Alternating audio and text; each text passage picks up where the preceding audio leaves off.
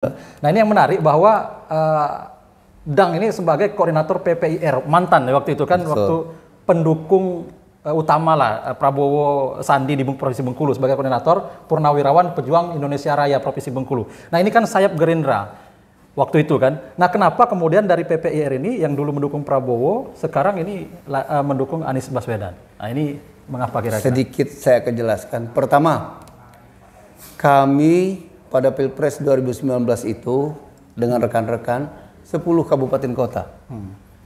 Dari tahapan bergerak tanpa ada dana satu peser pun dari pusat. Mohon maaf, mungkin kami hanya dapat bantuan sepatu seragam itu hanya 10 setel, 10 pasang. Tanda pangkat uniform itu juga hanya 10 pasang. Baju ada 50 lembar seragam. Kemudian mod, topi dan lain sebagainya. Dana operasional tidak ada sama sekali. Tetapi berkat ya karena kita sama-sama purnawirawan, tentunya semangat juang kita akan luar biasa. Sebab saya mengenal sosok Pak Prabowo ketika itu. Pertama pada waktu tugas operasi tim-tim tahun 1988. Beliau sebagai Dandion 328. Waktu itu masih berpangkat mayor. Kami dari Batalion 144 Jaya Yuda berdampingan di sektor timur Los Palos tersebut kan itu.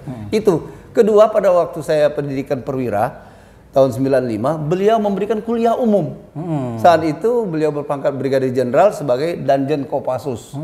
Waktu itu ya. Waktu itu.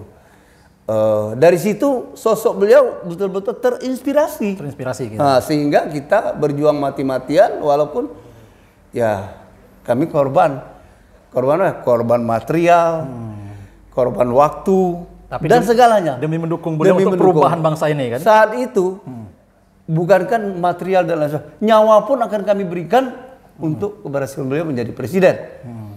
Sehingga setelah pemilu selesai dan untuk pertama kali pemilu presiden, Prabowo menang di Provinsi Bengkulu. Menang kan dia? Iya, menang kan gitu. Artinya perjuangan luar biasa. Karena apa? 2009 Mega Pro. Saya ketua tim sukses juga di Kabupaten Kaur. Jadi kampanyenya Capres dan Cawapres, Sandiaga Uno dulu yang pertama. Yang datang. Yang kita ke Pasar Panorama, termasuk Adinda ada sebagai sekretaris APSI itu. APSI ya. Asosiasi Pedagang Pasar. Waktu itu ketua APSI. Ya. Ketua Asosiasi Pedagang Pasar Indonesia Kota Bengkulu. Bersama Abdul Karim. Iya. Bagaimana kita di Panorama kan? Iya. Kita kampanye di samping rumah gubernur, rumah presiden Soekarno, di Anggot kan. Sumbangan masyarakat luar biasa, walaupun uang hanya seperak 2000, tapi itu kecintaan masyarakat. Berharap sekali Prabowo ketika itu jadi presiden. Namun mungkin Allah lebih baik. Kenapa? Ketika Prabowo jadi presiden, mungkin ulama akan tersiksa. Kenapa? Pasti hujatan akan besar kepada ulama. Tuh presidenmu. Nyatanya nggak bisa juga. Itu pilihan ulama. Dan sehingga Tuhan memberikan yang terbaik itu dia tidak menang. Saya kira itu. Sehingga pencitraan untuk ulama tidak begitu tersakiti. Jadi selalu ada hikmahnya. Nah, lalu kemudian Pak Prabowo masuk ke pemerintahannya Pak Jokowi menjadi menteri. Kecewa nggak ini dari PPIR kemarin? Baik, nanti akan saya jelaskan dulu. Berlanjut dengan setelah pemilu, ada tahapan lagi di Bawaslu, pusat Jalan Tamrin. Saya dan teman-teman ikut unjuk rasa di sana. Ikut unjuk rasa di sana. Pada tanggal 21 sampai 22 Mei tahun 2019. Korban pada malam itu yang berhadapan dengan Brimob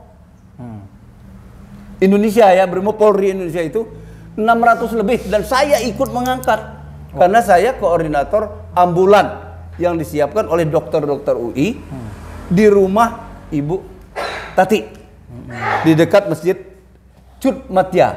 Masih ingat betul ya? Ingat betul.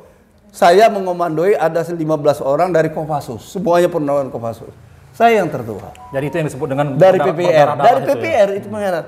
Nanti akan saya tayangkan gambar-gambarnya nanti ya. Nah, itu diantara. Lalu selesai dari sana ada ke MK.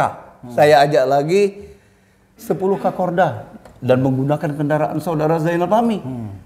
Dengan dana pribadi, tidak ada dana siapa-siapa. Berangkat kami sana. Waktu itu Prabowo mengatakan, saya akan timbul dan tenggelam bersama rakyat. Akhirnya tenggelam ini. Akhirnya tenggelam, nggak jelas kemana. Masuk ke pemerintahan. Maksudnya tenggelam masuk ke pemerintahan kan? Jadi begini, memang saya dapat informasi dari istri saya. Iya. Ayah, tinggalkan Prabowo. Kenapa Bunda? 2 bulan lagi Prabowo akan bergabung dengan Jokowi. Jokowi menjadi Menhan itu ya. Karena saya saya bekerja di perusahaan Jerman, tapi kita tidak ada kontribusi untuk Prabowo, dan Prabowo mau.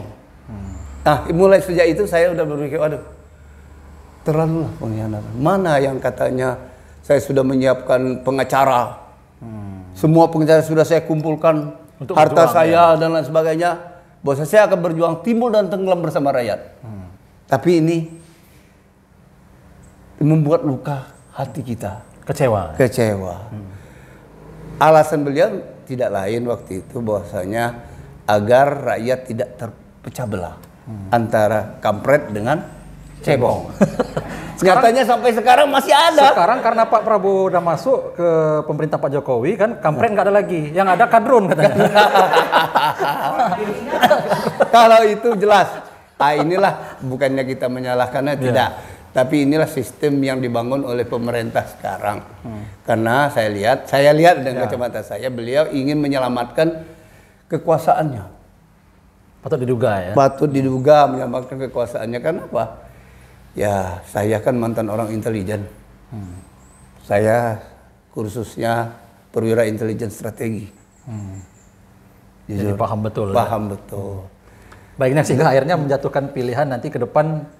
Kalau seandainya Prabowo mencalon, tidak akan mendukung, tapi lebih mendukung Rashid Baswedan tadi ya. Betul. Apalagi kakek Anies ini kan seorang pejuang juga kan. Itulah diantaranya rekam jejak, dan kita baca di videonya. Ketika nanti saya ditanya oleh kakek saya, apa yang kau perbuat untuk bangsa dan negara? Dan apa yang harus saya jawab? Itu kata Anies ya? Kata Anies, ketika saya mengkhianati apa yang diperjuangkan oleh kakek saya. Nah, semboyan ini mudah-mudahan betul-betul terpatri di hati beliau. Makanya kita terpanggil. Terpanggil ya untuk mendukung ya. Jujur, relawan Anies P24 tidak 0 rupiah, tidak ada sepeser pun dapat bantuan dari Pak Anies. Dan kami hadir bukan juga disuruh Pak Anies. Betul-betul hadir atas dasar panggilan jiwa kami. Ya. Dan itu yang saya sampaikan dengan rekan-rekan semua. Bahwasanya kita menjadi relawan Anies P24 ini ada panggilan hati nurani. Hati nurani ya. Jangan dilihat dengan, ada yang mempertanyakan bagaimana dengan dana operasional. Dana operasional itu akan hilang ketika kita semangat patriotisme kita sama dengan para pahlawan yang dulu merdeka atau mati. Artinya ketika kita punya moral, mental dan semangat perjuangan, tanpa uang pun kita bisa jalan. Ya.